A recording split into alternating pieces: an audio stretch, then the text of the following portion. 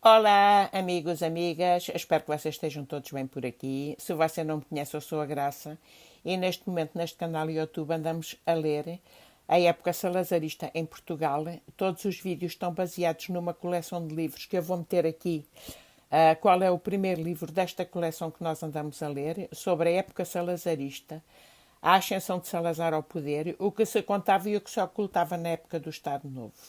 Nós estamos no vídeo 4 da playlist, que se você entrar aqui no meu canal YouTube, vai ter essa playlist que diz Salazar e a ditadura militar. Foi escrito por Augusto de Souza. E este é o quarto e último vídeo desta playlist, para você compreender este vídeo, provavelmente seria melhor ver os 3 primeiros vídeos anteriores a este vídeo, que será o último. De todas as maneiras, no final do vídeo aparecem sempre os 2 primeiros vídeos ainda relacionados com este tema. Portanto, nós hoje vamos, como eu disse, para o quarto vídeo deste tema sobre Salazar e a ditadura militar, escrito por Augusto de Souza. E vamos então ler como acaba este capítulo. Carmona avança. A 6 de julho dá-se o segundo confronto importante no seio do governo. Gomes da Costa demite os ministros do Interior, dos Negócios Estrangeiros e das Colónias. Porém, um deles, o dos estrangeiros, é Carmona, que é, apesar do aspecto franzino, um peso pesado. E quem acaba demitido é o próprio Gomes da Costa. Os membros do gabinete solidarizaram-se com os ministros visados. Um grupo de militares, com o general Sinel de Cordes à cabeça, intimida Gomes da Costa a entregar o governo. Este recusa e procura em várias unidades militares apoios que não consegue reunir. É preso e enviado para Angra do Heroísmo, onde fica com residência fixa. Carmona organiza um novo governo que passa a chefiar. A 29 de novembro será nomeado também Presidente da República. As finanças são entregues ao general Sinel de Cordes. Este, a 24 de julho, convida Salazar para a presidência da Comissão de Contribuições e Impostos. Salazar aceita e a 10 de agosto sai a nomeação no Diário do Governo. Em 30 de junho, Salazar submete o seu relatório ao Governo, fazendo-o acompanhar de 10 projetos de decretos, que representam uma reforma importante do fisco, incidindo sobre contribuições prediais, imposto de transações e contribuição industrial, imposto profissional, imposto de capitais, imposto complementar, contribuições de registro, impostos municipais. Pede ao ministro que os seus textos sejam publicados no Diário do Governo para discussão, mas Sinel de Cortes recusa. Salazar fica irritado e não o esconde. A 14 de julho, dá uma entrevista ao Diário de Notícias, onde defende os seus pontos de vista.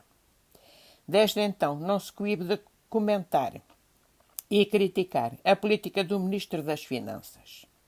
A 30 de novembro e em vários dias de dezembro de 1927, no Católico Novidades, dedica-se a analisar as contas públicas, concluindo pela necessidade de uma contração das despesas que exigiria uma mudança radical de política.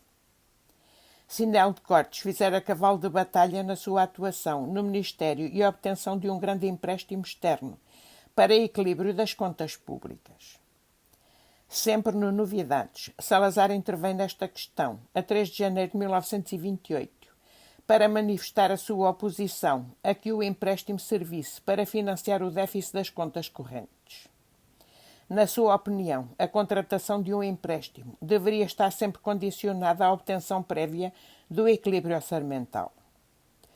Só se justificaria um empréstimo se fosse para financiar uma política de fomento, que era então praticamente inexistente. O fracasso do empréstimo deixa Sinel de Cortes numa posição debilitada. O nome de Salazar volta a ser insistentemente falado para a pasta das finanças. Que o país obedeça quando chegar à altura de mandar. Carmona acumulava desde 9 de julho de 1926 os cargos de Presidente da República e de chefe do governo. Quase 2 anos envolvidos, a ditadura decidiu que era tempo de separar os dois cargos e dotar o Presidente da legitimidade de uma eleição. A eleição fez. Carmona foi o único candidato e a 15 de abril de 1928 foi proclamado o Presidente da República. Impunha-se formar novo governo. Para essa tarefa, é escolhido o Coronel José Vicente de Freitas para a considerada essencial pasta das finanças. O nome de Sinel de Cordes não reunia consensos, em virtude do falhanço na obtenção do empréstimo externo. Salazar era o desejado, mas mantinha-se afastado. Assumindo interinamente a pasta, Vicente de Freitas despacha para Coimbra um engenheiro brilhante, Duarte Pacheco, que acabara de ir buscar o Instituto Superior Técnico e convencera a sobraçar a pasta da instrução pública. A sua missão é convencer Salazar a aceitar a pasta das finanças. Este começa por recusar, mas Duarte Pacheco insiste e consegue arrancar-lhe um compromisso. Só dará a resposta no dia seguinte. Na manhã seguinte faz o telefonema para Lisboa. Aceita com condições. São elas: nenhum ministério poderá ultrapassar a verba que lhe for atribuída, nem tomar qualquer medida com impacto no orçamento, sem o acordo prévio do Ministro das Finanças. O Ministro das Finanças poderá vetar qualquer aumento da despesa. Todos os demais ministérios deverão colaborar com o Ministro das Finanças no estabelecimento de critérios para reduzir despesas e aumentar receitas. Na prática, dentro da ditadura militar, havia uma ditadura das finanças. Estas condições são expostas no curto discurso de tomada de posse, em 27 de abril de 1928, que remata com uma tirada muito publicitada. Sei muito bem o que quero e para onde vou, mas não se me exija que chegue ao fim em poucos meses. No mais, que o país estude, represente, reclame, discuta, mas que obedeça quando chegar à altura de mandar. Esta frase deste discurso de Salazar ficou conhecido para o resto da vida, porque cada vez que se fala de Salazar, fala-se nesta dita frase. Eu vou mostrar aqui então uma fotografia da tomada de posse dele, que vai aparecer aqui, que eu fotografei do livro, que diz: sei muito bem o que quero e para onde vou, afirma o Dr. Oliveira Salazar ao tomar posse da pasta das finanças a 28 de abril de 1928, na sala do Conselho de Estado, perante enorme assistência.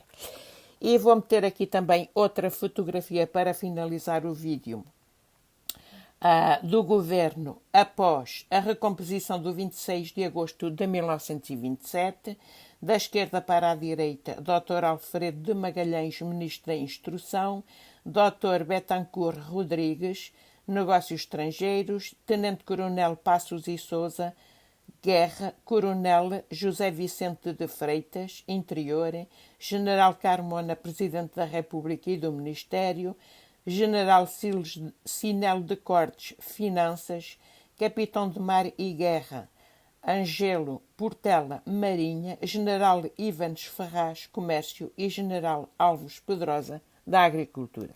Portanto, é essa foto que está aí a aparecer. Eu vou terminar este vídeo desta playlist sobre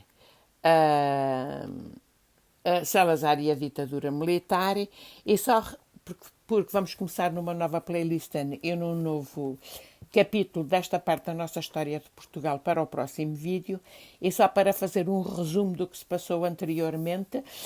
Portanto, eu já falei aqui várias vezes no meu avô materno, que me contava, ele tinha nascido em 1895, ainda na época dos reinados, e eu aconselho muitas vezes aos mais novos, porque quando vocês chegarem, quem ver este vídeo e for muito mais novo, quando chegarem à minha idade, vocês, as boas recordações que nós trazemos da nossa juventude foi ouvir os mais velhos e, sobretudo, os nossos avós, porque os nossos pais, quando nós somos jovens, e crianças e jovens, têm uma vida ativa muito intensa.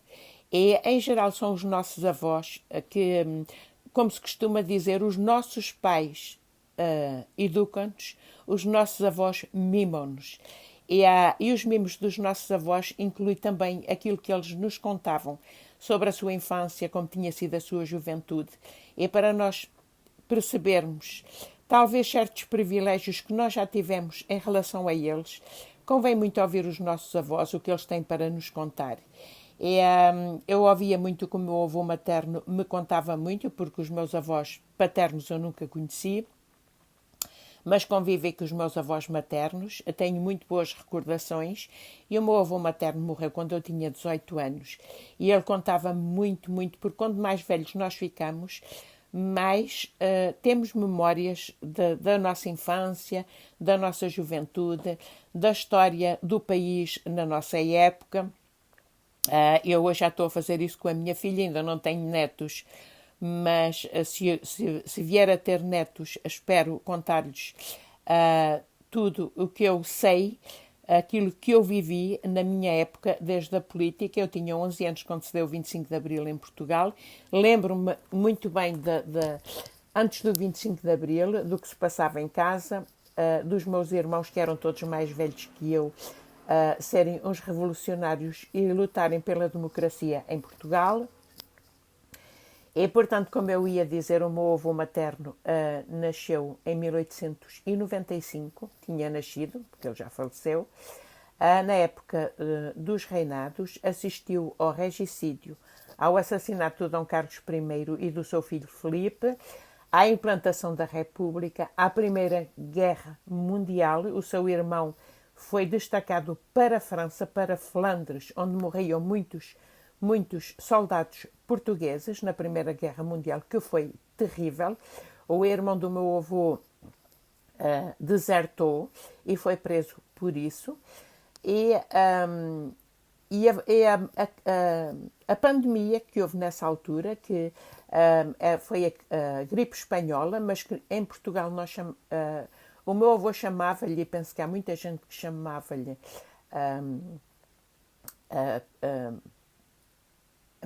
pneumónica, se não estou errado, porque se tiver aqui alguém, não vou verificar agora na internet, mas acho que chamava-se a pandemia da pneumónica em Portugal, que o meu avô teve doente com essa infecção, quase às portas da morte. Ainda vivia em casa dos pais. Ele contava-me isso muita vez, e de uma forma cómica, porque ele dizia que estava a morrer na cama, estava deitado na cama, e os pais estavam sentados numa cadeira à espera que ele morresse, e ele diz que se lembra de ver o fato dele pendurado na porta para o amortalhar quando ele morresse, e que os pais diziam: e ele morre e a gente não sabe onde é que ele meteu o dinheiro, porque ele já trabalhava e já economizava. A nossa história, por vezes, tem tendência a repetir-se, a história do mundo tem tendência a repetir-se, e o mesmo que ele passou na época da Primeira Guerra Mundial, nós viemos a passar há pouco tempo, muito recente na nossa história, a pandemia do Covid-19 e a guerra da Rússia na Ucrânia. Portanto, há certas coisas que nós podíamos tomar como exemplos para não voltar a repetir na história, mas o ser humano é mesmo assim. E as guerras, infelizmente, nunca acabarão, e as doenças também não. Vamos lutar todos por um mundo melhor e para que nunca se mais repita certas coisas que se passou na nossa história, sobretudo no nosso país, em Portugal.